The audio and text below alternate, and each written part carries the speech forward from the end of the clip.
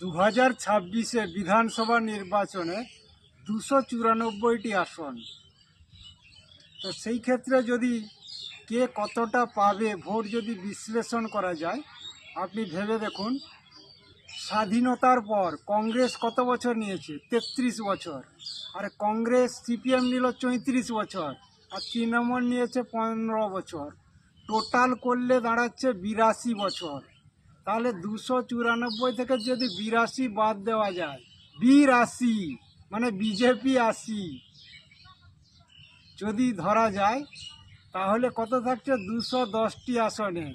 এটা কি বিজেপি আসবে না তৃণমূল নেবে? আমার মনে হয় সম্ভবত এবারে যে এক্সিট পোল যেটা বলছে পরিসংখ্যান ভবিষ্যৎবাণী, এটা গুনার বচন।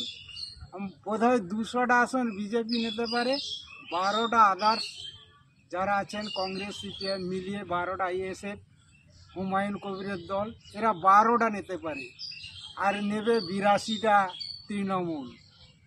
এই পরিসংখ্যান আমার মনে হয়। আপনাদের কি মনে হয়? এটা একটু বিচার বিশ্লেষণা করবেন।